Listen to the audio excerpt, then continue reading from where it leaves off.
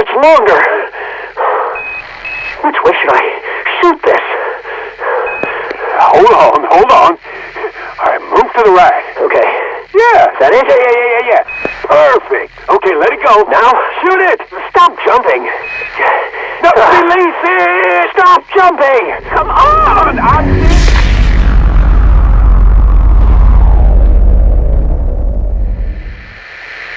Oh, here, let me show you how to do it.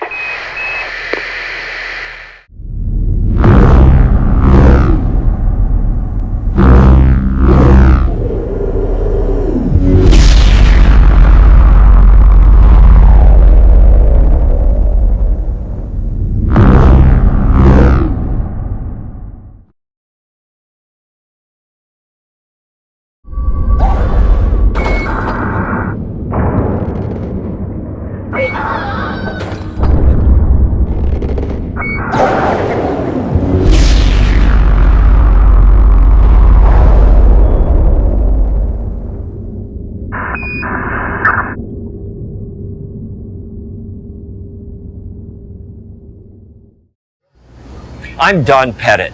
I'm a NASA astronaut, and I'm on the International Space Station. We're currently about 240 nautical miles above the surface of Earth.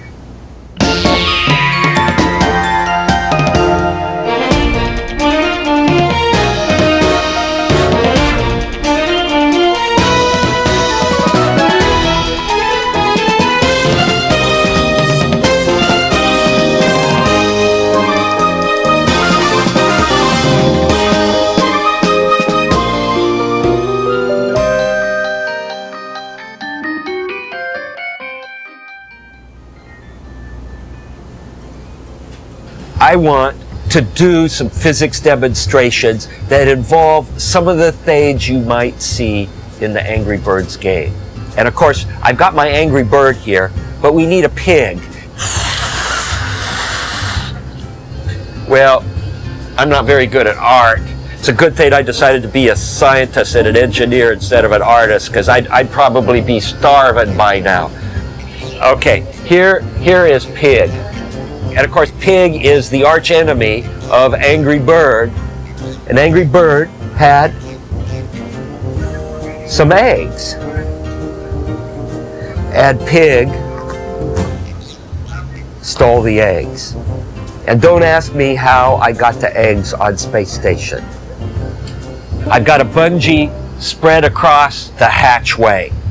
And this bungee is kind of like a slingshot. And I'm going to show the trajectory that Redbird is going to have when I fire him with this orbital slingshot. Launching Redbird into space. Well, hey, we're already into space. Whoa, look at that. All the way down. That's an example of a trajectory. It's a straight line from our perspective here. Gravity will attract an object if it's moving in a straight line, and it will no longer move in a straight line. It gets bent and it goes in a curved trajectory. And guess what? Astronauts have to worry about these things, because if you're in a rocket and say you're trying to get from one orbit and rendezvous a space station, you end up going in curved trajectories, and you need to know how to fire your rocket engines so that you can go from where you are to where you want to be. And if you understand the math, if you understand the physics, it will allow you to go out and get a neat job, a job sort of like mine. And we got to see all of this in a weightless environment, which is what the Angry Bird space game is going to be like, with gravity fields from planetary bodies.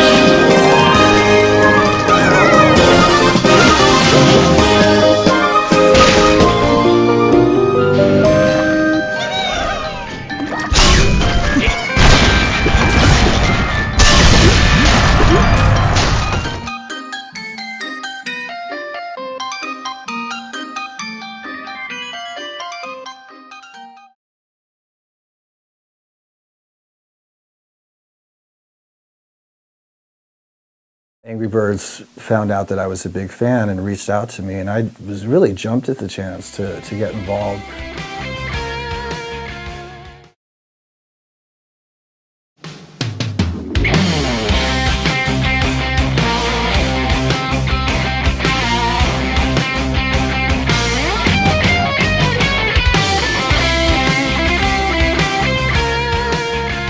When Rovio approached me about actually playing my own take on the Angry Birds theme, it went back and forth a few times where I did the actual Angry Birds theme note for note, you know, the way that it is in the game. And then they asked for something a little bit different, but it wasn't really specific as to what they want. So I did a few different versions. And so, it was a lot of fun to do. I did it while I was on the road. It was something that I would set up in my hotel rooms in between shows and so on. And I was really thrilled when finally I came up with a version that I really liked and that they really liked. And it's been a lot of fun and I have to say, pretty exciting little process.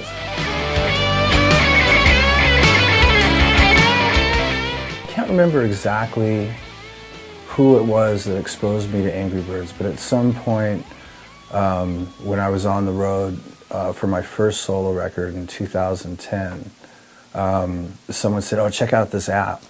And the premise of the game was so hilarious to me. The game is addicting, but at the same time, it's an ingenious game, basically of physics, of the way that the game is put together, which just fascinates me.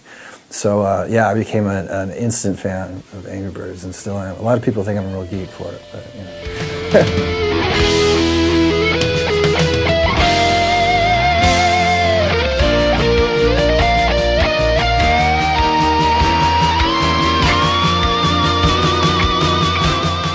When they sent me the Slash bird, I was over the top. Yeah, it was so cool looking. You know. Because I come from an illustration background, it's one of the coolest things that people have been able to sort of take my image and make all kinds of different things out of it. Yeah, I was pretty elated about that.